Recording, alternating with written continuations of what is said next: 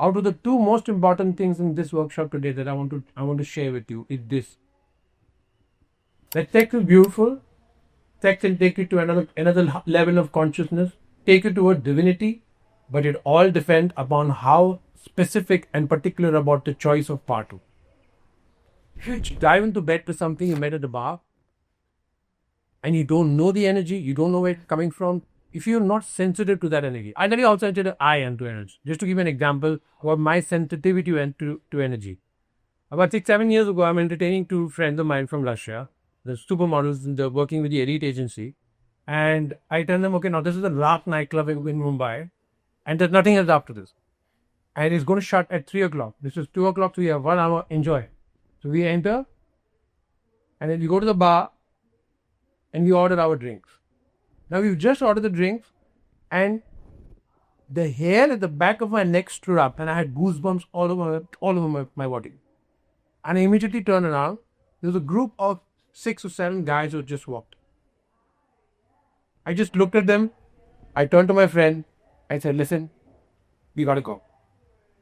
And they said, what? We just came in. It's the best club here, and we just love it. We shouldn't go. No, you can't go. Why? What happened?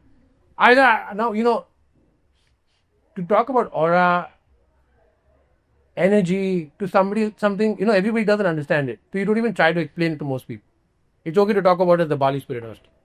In a day-to-day conversation with normal people, forget about it. So I said, listen, just trust it. Let's go. No, okay, just fine. No, okay, I said, you know what, you stay, I'm going. I started paying 2 bills. The guy who's picking my order, he said, but his order not even come. I said, I want to pay and go. Do you mind? And I give him the credit card. In the meantime, while this 30 seconds happened, one of the guys took off his shirt and started dancing. So 4 bouncers came to stop him. One of the other guys took out a gun. 10 more bouncers came. Now, nobody knew that these guys had 50 bodyguards outside. They were from some political bank. Those 15 bodyguards worked. That negativity of that energy was so strong that you don't even need to see the person.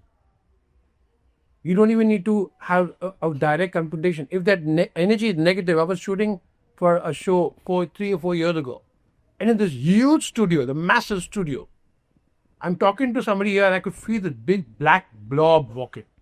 It's like a ball, big black ball walking. And I turned and they said, oh, this guy's playing your brother in the show. And then for the next 1 year, I had to be working with it. And I cannot tell you what a torture it was for me. I just ran. You see, you want to preserve, what I'm trying to get at is you have to preserve your aura at any cost, no matter what it takes.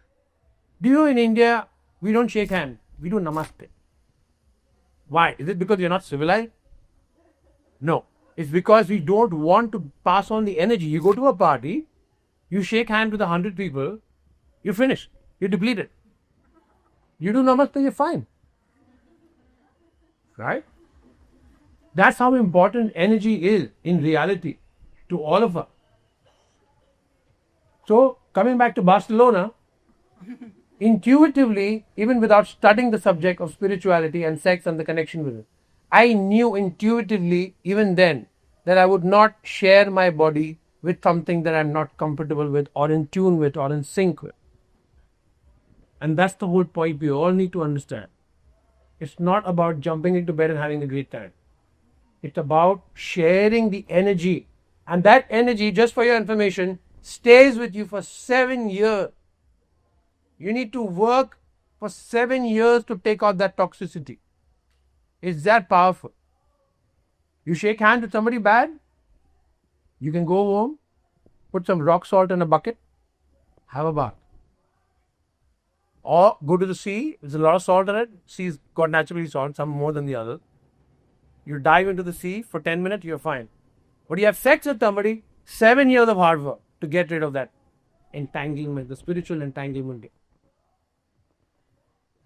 You cannot be more careful about what you cohabit. You cannot be more careful. You have it. It's a crucial important. I wouldn't even have wine that I don't like. They threw a party for me once in Lithuania. There were 20 people there. I had gone to Lithuania. They threw a party. They all know I love wine. They got wine and everybody ordered the wine to open. And then after 20 minutes, the host tells me on the table in front of everyone, "You're not having a wine. I thought you loved wine." So if you lie, you get into a downward spiral, right? I say, "I'm sorry, I didn't like the wine." There's no other way to do it. "I'm sorry, I didn't like it." "You didn't like the wine. Get another bottle, get another bottle."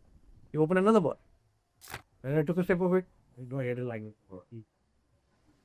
And then they opened a third one. I said, "Listen, there's no need. I'm okay if I don't have it." They opened a third one. I said, "You know what? I have a single malt. It's okay. I can have a single malt." And then they gave me a list for the single malt. Talisker 10, Lafroig 10. I don't have 10. I'm into either 20, 25, 30 and above. Nothing less than that. I'm not going to have something to get drunk. I want to enjoy it like a poetry. Now, if I'm that particular about what goes into my body, I'm 100 times more particular about what body I go in.